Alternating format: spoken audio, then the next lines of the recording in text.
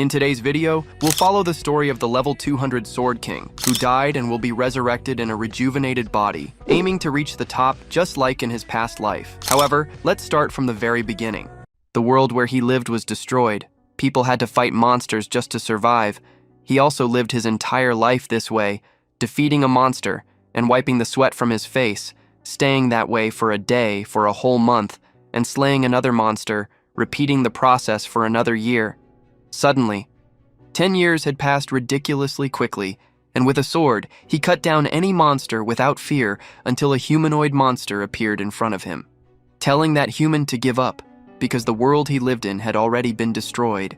The commander, behind all this chaos, saying that his resistance is a waste and he should become his sword. However, the boy shouted that this was meaningless, advancing with his sword toward the creature and preparing to cut it from top to bottom. The monster tries to punch him, but the boy dodges, managing to injure the creature's fingers. The demon turns to face the human as he prepares to slash it once more, until another fist flies towards its face, trying to hit him while the boy just dodges. That monster says that no matter how hard he tries, he is still an insect in front of him, trying to throw several punches, but the boy dodges until he is hit in the chest. He jumps back, maintaining his balance, then advancing again in search of victory. As he prepares to slash the demon, the creature raises its hand to attack him too, throwing the human to the ground as if he were a mosquito. The human remains standing after that, refusing to fall in front of the demonic creature until he notices something different about the necklace around his neck. The boy decides he will aim there, preparing his sword and thus lunging at the creature quickly. The blow hits the monster while the boy is also hit by its hand. But above his head, the demon's necklace had been destroyed. The creature curses that human, calling him a bastard, while the boy remains standing, watching the demon's necklace being broken. The creature agonizes, denying that fact but is destroyed by the energy in the end. The boy lies on the ground with his face covered in blood, with his hand on his head, resting. He looks up at the sky one last time, saying it was a magnificent sight. A person in flip-flops walks through arid streets, the boy with messy black hair, white clothes, and a backpack on his back. An alarm sounds immediately after that, asking the hero to scan his registration number and unique identification, with a sign behind it warning that it is a rank B portal with public access prohibited, and the general public who are not heroes should reconsider entering. The boy stands in front of Yongsan-gu, the special city of Seoul, so he prepares his leg, causing a burst of dust. The alarm warns that an unregistered hero has forced open the gate. He stares at that place with his brown eyes. Since now there was a forest, the boy begins to walk forward, but someone catches his attention, asking if he got lost on the way. He doesn't know what kind of situation it was, but they were leaving at that moment, so the boy should follow them. He just watches the people without answering. A girl whispers about his clothes, and her friend replies that he really didn't look like a hero. Although porter clothes are cheap these days, that kind of outfit, and asks what was up with that backpack, wondering if he wasn't just a porter who was abandoned with the heroes who came with him, but they soon dismissed that hypothesis. The boy says he understands what he was talking about, and just went in there. One man comments that he said the man had been abandoned, and his colleague replies that he has seen many people like him and can guess what he was thinking when he entered the gate, trying to hunt based on what he saw on the internet or on TV, was asking for trouble. And first, he should have had an appropriate hero license since it was a sea-level portal. The young man replies that he appreciates his advice, but he wasn't particularly grateful, surprising the heroes upon hearing this, while they say he was a kind of bastard, but the leader to them, while the heroes complain about having stopped him. Their leader tells them to forget about it, as he was the type to ignore warnings like that and had no choice but to experience it firsthand. The gate was completely different from what he saw on TV or the internet as an orc appears in front of him. The boy says it's a waste of space. The creature recognizes the intention of the sword, advancing to attack the boy while he calmly takes out his backpack and closes his eyes. He dodges the orc's punch with ease, and saying something about 10 years causing an explosion in that area. The creature is merely surprised as the man runs forward, ready to throw a punch destroying the monster's head, and so landing on the ground, the boy looks ahead calmly, saying that it really wasn't any different after all. The creature dissolves in front of the boy, so he just extends his hand holding the sword that once belonged to the orc. He stares at it silently, pointing it at the monster's core, and thus destroying it. The boy thrusts his sword, revealing a sparkling stone he removed from inside a basic level magic stone. And he says that in the past, he wouldn't have even looked at these inferiors, so he puts the crystal in his backpack. The boy looks to the side when he feels a tremor. Other orcs were approaching from there, roaring as they try to attack him with their blades. He just dodges by moving down, grasping the crystal more tightly, and thus throwing it at the head of one of the orcs. The body falls to the ground while his partner advances. The creatures try to attack him before he can react, and the boy just watches. The team from before was passing by, so the red-haired girl asks about the rude man from before, and if he would lose his life easily. While her colleague questions whether she was worried, the leader explains that if he is an unauthorized intruder, agents from the control center would be coming. This place, the Namsen portal, was level C, so elite agents at level B or higher would be sent if he's not crazy and attacks the monsters first. He won't lose his life, so there's nothing to worry about. And the older one says he was right, because that rude bastard was probably shaking now and should just wait for the agents to come and save him. However, an orc trembles with fear being hit by the boy's fist. The other creature tries to attack him from behind, but its blade only hits the ground. The creature turns back fearfully, only to find the boy ready to kick him, throwing it down and deforming its head with a kick. Both orcs remain defeated on the ground as the boy prepares to attack, saying he has 3 more stones. The day passes after that. The boy's backpack was now full. He thinks this place was bad, but he got 12 low-grade stones and 16 medium-grade stones, but an agent was behind him and calls the boy to go that way. 4 agents stand in front of the boy. One of them introduces himself as a member of the Portal Control Center and tells him to show his hero registration. But if he doesn't have it, he must go to the control center. The boy just repeats about this center, and the angry agent asks him to follow his instructions. Like a beast, the swordsman stares, saying that this was annoying.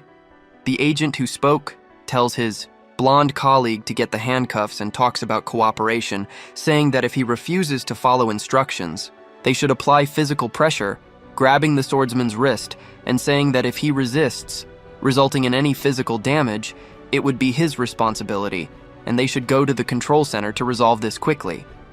But the swordsman just turns the blonde man's wrist, causing him to tremble in surprise at the strength, so the young man tells him to stop being annoying and come back. The agents draw a weapon from their suits, emanating electricity from that equipment, a 4th-degree magical sealing device, which should work on orcs or something. So the swordsman twists the blonde agent's wrist, saying that this was the final warning. They should leave if they don't want to get hurt even more. The agents advance against the boy, but he holds both magical devices with his hands. One of them tries to kick him, but misses again, so the swordsman prepares his leg, kicking the agent in the ribs. The man flies away with the blow, while the swordsman kicks the other agent in the stomach. The agent with glasses watches this in fear. Then he mutters something quickly, a little scared. The boy just turns to him, disappearing in a matter of seconds. Paranoid, the agent wonders if he really disappeared, but the boy punches him in the stomach. The agent recoils backwards, while the boy gets his attention, asking if registered heroes don't have any problems, and the agent affirms, saying that if they don't commit any illegal acts inside the gate, there's no reason for agents to come.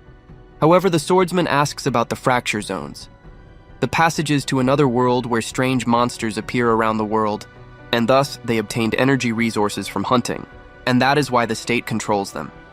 But an unknown space that has not yet turned into a gate is still called a fracture zone. The swordsman asks if no matter how many portals he went through, those agents would continue to watch him, talking about an authorized entry or something like that. The agent says yes, and that was correct, because the central office is notified when someone unregistered enters there, and agents are dispatched, but the fracture zones cannot be easily entered as portals, and even the Association of Heroes cannot stand against them.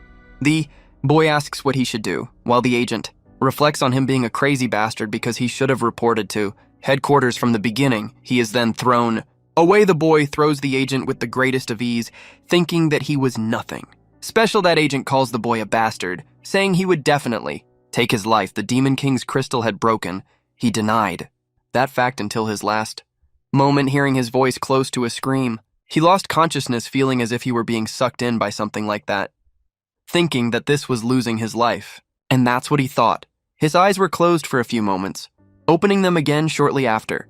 The boy was in a kind of inverted sky. A boy was in front of him, and the swordsman asked who he was. That boy introduced himself as Seo Do-jun, and he was losing his life, and if he listened to his request, he would quietly disappear that way. However, the swordsman refuses. Seo Do-jun is speechless. The swordsman says he has nothing left to live for, as he fought for 10 years and was betrayed by everyone he trusted, and even his family and friends lost their lives, wondering what the point of life is.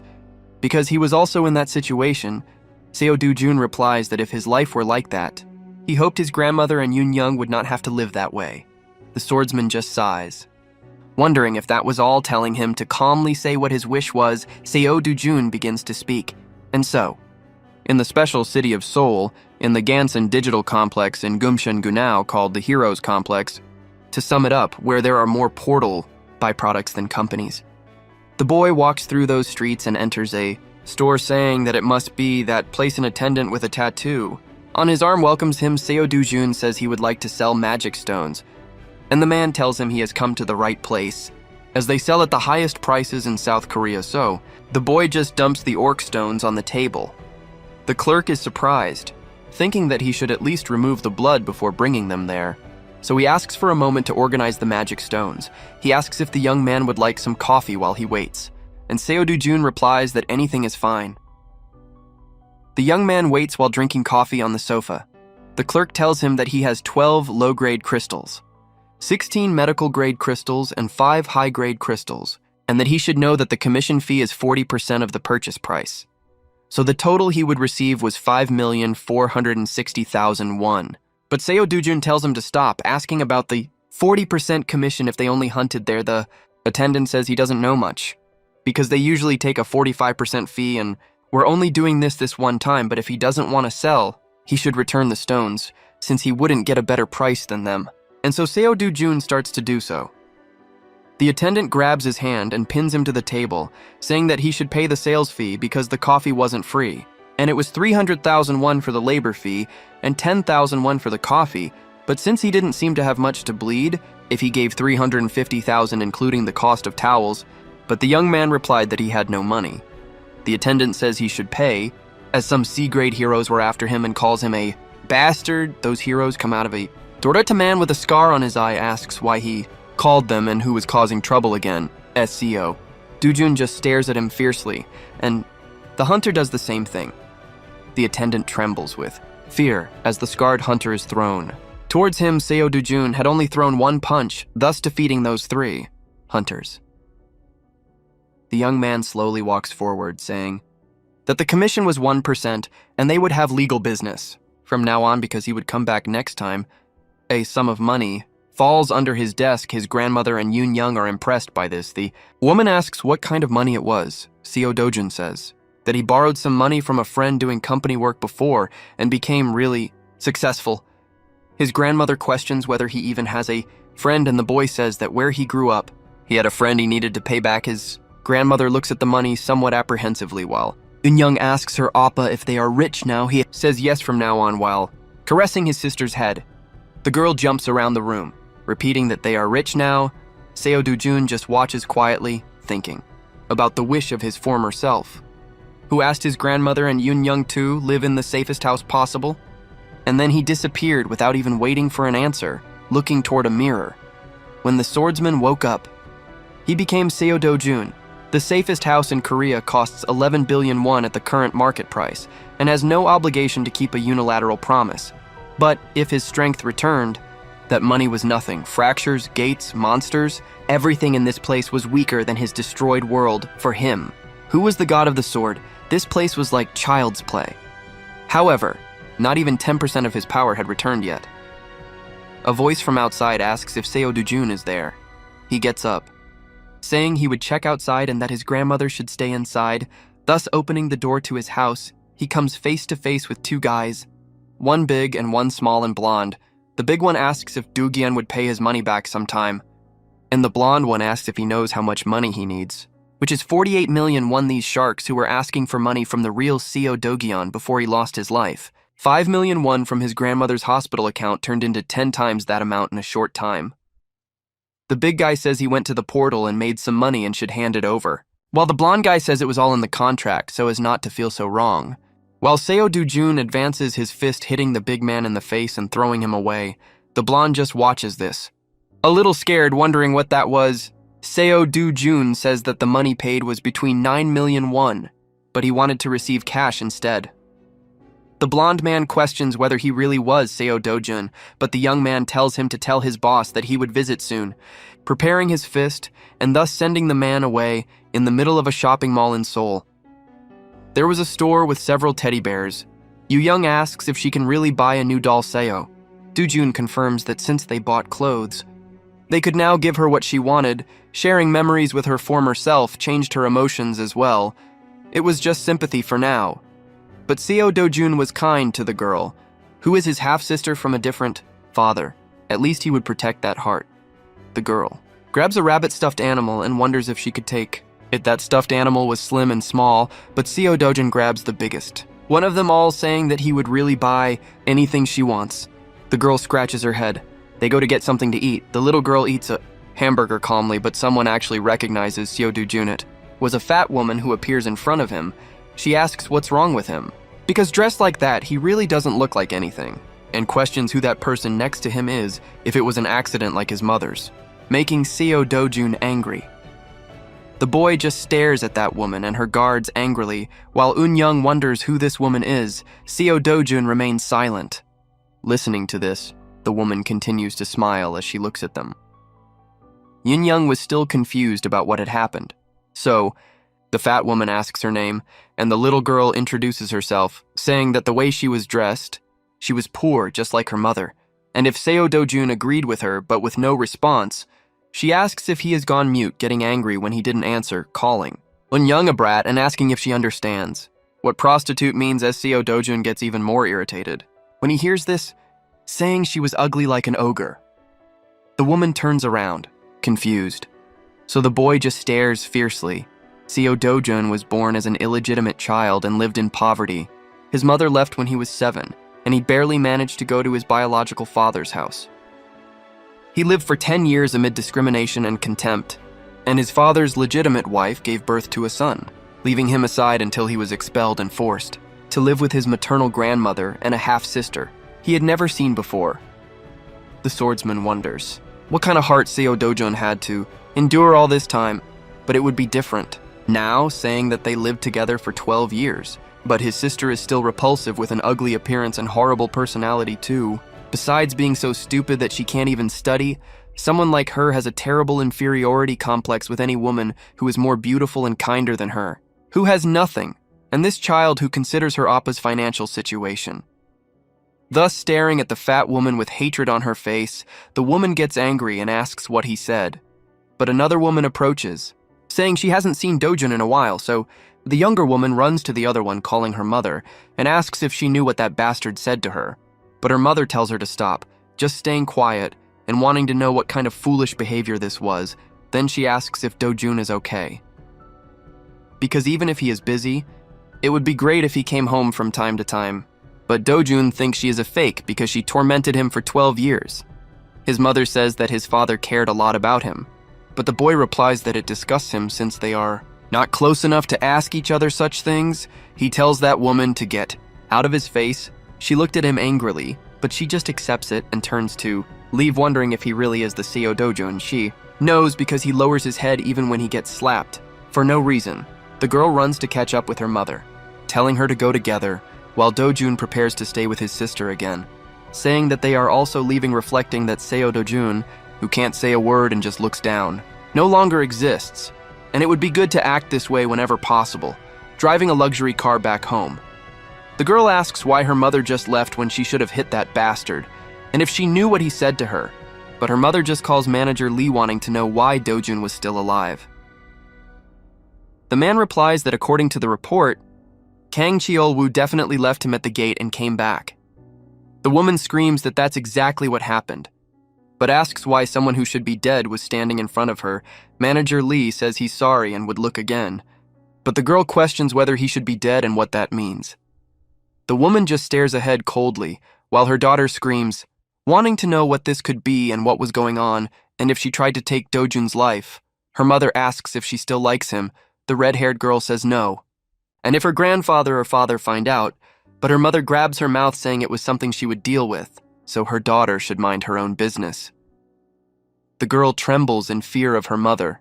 Thinking he was bold for 10 years ago, the fracture zones appeared and monsters came out of them to take people's lives. The world experienced extreme chaos, but with the appearance of heroes, the chaos subsided and magic stones are extracted from the monsters. The magic stones became the new source of energy, and countries around the world put their efforts into turning fractures into portals, thus involving industries. In other words, in this world, making money meant becoming a hero, so he goes to the CHC headquarters in Yeongdeungpo walking toward the location. That quiet place has its door open. A host was smoking his cigarette while his subordinate asks what this bastard was doing there, and if he defeated his subordinates and shamelessly went there. CO. Dojun just replies that no matter how you look at it, it would be a defeat, and the boss asks what the defeat would be. The young man replies that he should receive mental, physical, and material compensation for the damage suffered by his subordinates, while the boss just realizes that his gentle personality has also changed, seeing how he destroyed his employees, and surely this guy woke up at the portal. So he says that the way he was acting, he must think that something has changed after awakening. So 3 men enter that place. Both look at CO Dojun out of the corner of their eyes, while the boss picks up his coat and says that he acts so confident after awakening. But he was a D-rank trash at the end, and there are several people below him who kick D-ranks with their big mouths. Dojun just looks at him silently, telling him to sit down once. Again, because he wasn't done talking yet, the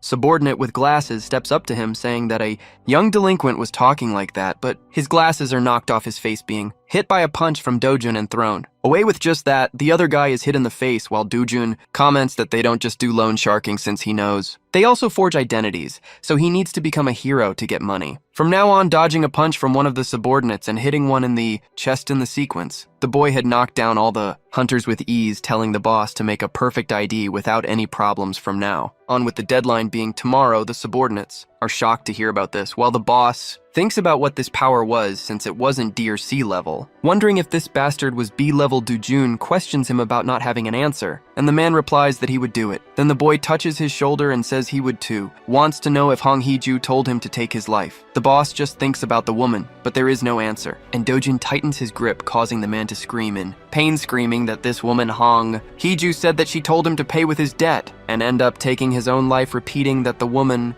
said that and should let him go. Dojun asks if that's why she locked him in the gate, while the boss replies that he doesn't know about that, and it was really true, and if he had lost his life, he wouldn't get his money, so there was no way to send him to the gate. And it was true. Dojun thinks for a few seconds, saying Kang Cheol-woo's name because he took him to that gate, and the boss should bring information about him tomorrow as well, so he leaves through the front door while his subordinate greets him. The boy thinks about it as the wind blows in his face. That request from the old Dojun was something he found lonely, but while he was there in that body, he would leave everything in order with a B-rank hero identity in his hand. The boy passes through one of the scanners, gaining access to enter as soon as your registration is confirmed as below the recommended grade, but it would be dangerous, and he should think carefully before entering. And Dojun complains that that bastard boss should have given him an A rank, so entering the chamber even with warnings of below the recommended grade. The Bamsum portal, which had a B rank and D scale, where the recommended level was A and no more than 2 people could enter a B rank portal, but D scale made it difficult to do alone. And even so, it had a format that allowed for solo adventuring, making it difficult to clear unless you were at least A rank. If he is really unlucky, Dojun smiles. He would come face to face with hundreds of monsters alone in the dark, in a narrow tunnel, encountering a monster snake. Dojun transforms his hand and says he likes it. The snake prepares to bite the boy, but it is easily cut by the hunter, while his colleague tries to strike in the same way. A black death cobra was a snake whose venom causes paralysis, with just one bite landing on the ground after cutting the creatures and doing the same to others in a matter of seconds. breaking another snake in half. The boy sighs a little, because his arm has been hit by the green liquid, saying that it is worth about 300,000 won. He then shifts his gaze to his back with several snakes also wanting to strike. The boy just cuts them with his fingers, removing the snake's fangs with his gloves and making their blood fly through the air. The boy remained standing after that, complaining that there were no magic stones, and it was the same as in the previous world, where the probability of getting a magic stone from these black snakes was 3%, so he needs to take the lives of a few hundred more. Entering another area of the gate with some skeleton bodies already melted, Dujun repeats a step facing a snake larger than the others, and wondering if it was the boss there because he doesn't know if this was the way, but it would work well. However, his glove is repelled even though he hit the snake only its armor had been thinking. He would finish quickly in return, and he advances toward the snake being repelled away with the monster using its tail. Dujun was just on the damaged wall as the snake advances for another pounce. The boy just dodges by jumping back, but steps firmly on the ground, advancing to deliver another punch to the monster, hitting a purple surface with all his strength. The boy noticed something strange, wondering if the attacks weren't working on that snake, which was to be expected, since it was on a different level from the ones he had seen before, and the surface was hard. Thinking that if he had regained his strength, he could do something different, but he noticed something different on his foot, for there was a sword stuck there. The boy looks with the corner of his eye, then closes it, saying that even though he was old, he had no choice, since no matter how old the sword was, it only depended on who used it. So he pulls the blade out of the ground and saying he would borrow it for a moment. Leaving the ground in another advance, the boy flies over that snake, saying that it was to be considered an honor that he would personally smash it to pieces, holding the hilt of the sword with the back of his hand. The snake lunges to try its own attack, colliding with Dojin and causing an explosion of light as a result of those perfect cuts. The boy takes a deep breath after that, saying that he would be in big trouble if he didn't get this right. And so he looks at the body of the snake boss, draining its blood and taking a fang, commenting that it would be too short for a long sword, but if polished, it would be usable. His gains were better than Namsan's, and he was very lucky, but he thinks it took too long to complete a B rank. Gate regaining his strength was the highest priority. He was sure that his former companions couldn't see him that way. Cat Mascot was in front of a store, while a man counted his jewelry. The clerk comments that he collected good magic stones and the commission rate was normally 40%. That adventurer asks if it wasn't too expensive, as he was a regular customer and wanted a discount. However, the clerk says that his fee was the cheapest and the basic fee for a gate center alone was 5%. But they cannot maintain transactions without paying these fees, getting everything. He can make clear deals, and with that level of commission, it was profitable. The adventurer counts the money, saying that everything was fine, but he wants to know why the attendant's face was injured like that. He replies not to talk about it, as a crazy bastard went there and defeated his guards and did that to him. The adventurer says he has very complacent C-rank guards, and that's why he said to get better guards. Since ranks are made by the government, a guard who just manages the store and a hero who risks his life to hunt monsters don't have the same level of skill, and the clerk thinks he should leave. So the man says that they've known each other for more than a day or two, so he should contact him if he needs help. Bumping into someone while leaving, Dujun had entered that store. The clerk panics when he sees this, saying that he was the one who did that to him. The adventurer asks about this guy because he was tall and handsome, but he caused a commotion there, clenching his fists while asking if he caused that mess and what was the point of a hero hurting innocent people if he doesn't know that heroes don't touch people. The clerk reflects that he was a 7-year veteran and knows many senior and junior heroes, but Dojin just tells him to mind his own business and get lost, leaving the hero angry. The attendant smiles. Dujun asks if he wants revenge instead, as the man clenches his fists, thinking that the number one cause of heroes' deaths was not monsters, but accidental fights with fellow heroes, so he complains that they would meet next time and that he was busy this time. Leaving the store, Dujin just looks at the clerk with his peripheral vision, saying that it seems like he has a lot of conversations about him, and then throws a bag full of jewelry. He tells him to calculate the entire amount. The clerk wonders about all these high-grade magic stones and who this guy is. He does some calculations on his calculator and saying that the total was 150 million won. The young man thinks he hunted all day and that was it, telling him to give him the 150 million. That clerk complains that they need to deduct the commission, thinking he said something wrong. Dujun sighs, saying that there was a 1% fee and it was 148.5 million won. The clerk thinks about saying that the fee was 40%, but warns that for transactions over 100 million won, they need permission from their superiors. Dujun tells him to get the permission now, so the clerk tells his boss everything that happened while The young man snatches the phone from his hand, saying that he understands and wants all the money right now. The boss understands, for now, and tells him to change his team. Again, Do-jun throws the attendant's cell phone against the wall and says that his superiors understand what he says and tell him to bring the money. The young man accepts and hands over the bills. Do-jun says they should do better business next time, and the clerk thinks that would be fine as long as it's called legal business. 10 minutes later at that same store, the superior asks why he didn't answer the phone and what that call was about earlier, while the clerk complains that he really wants to quit this job because he can't do it anymore. His boss just stares at his subordinate while the clerk hears the ringing. The boss calls for a girl named Ju Yan, asking her to come over, while a woman with purple hair walks through the city. As the woman walks down the street, more conversations are heard. People ask if it was really Hyun Ju Yan. The woman finally arrives at her store. The clerk welcomes her, but is surprised to see Miss Hyun Ju Yan. The woman introduces herself, saying that he was correct, while the clerk thinks she was South Korea's 4th S-grade hero and heard that she was the boss's niece. He wants to know why she was there. The woman walks away, saying that because of the heroes who were forcing these prices on magic stones. Her uncle was having a headache and asks if she can hear the details in a larger house. Eun-young plays with her stuffed animals and her brother meditates. Do-jun tries to focus his mind, even hunting every day. A mere 100 million was still too slow at this point. He needs to hunt S-rank portals as soon as possible. And for that, the important thing was to gain his past power. But unlike his old world, the atmosphere has little mana, so it should take 3 years of training every day like this. However, he denies it, saying it would take too long. It would be good to have good weapons and equipment, but in this place, even junk costs hundreds of millions of coins. Do-jun suddenly looks at the ground as he runs towards Eun-young, grabbing the girl and saying she needs to go inside, and leaves his sister there. The grandmother asks what was wrong, but a tremor hits their house. The girls scream about the earthquake. Do-jun notices that it's not an earthquake, and it was probably a purple energy takes over the sky, spreading throughout that area of the house and becoming a fracture. The grandmother asks what was happening, and the boy replies that it was dangerous and she should not leave the room, going to the fracture and hitting his hand at the Hero Association in the special city of Seoul. Person informs his team leader that a new fracture has been detected in Mapo, and it was a new fracture after 63 days. If it was in Mapo, the White Lion Guild was nearby, so they could contact them immediately and send the nearby heroes right away, asking where the detected fracture was located. His subordinate replied that it was in the backyard of a residential house. The boss repeats about the house because it would be a problem, since if a civilian who is not a hero enters the fracture, it would be impossible to get them out of there, and if they lose their life, the wave of monsters that occurs for 10 days in the fracture zone could wipe out all of Seoul. Asking if the identity of the person who entered has been identified, his subordinate replies that it was Seo Do-jun, who lives in the fracture zone and whose grandmother's land was there. He entered the zone trying to save his sister, so the possibility of monster waves occurring when civilians enter was high. The probability is 99%.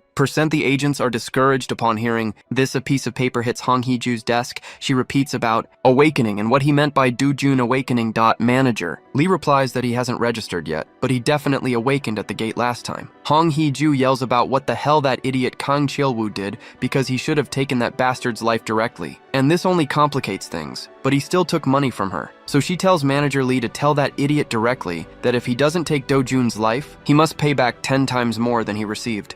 The video ends here. If you enjoyed the story, please like and subscribe.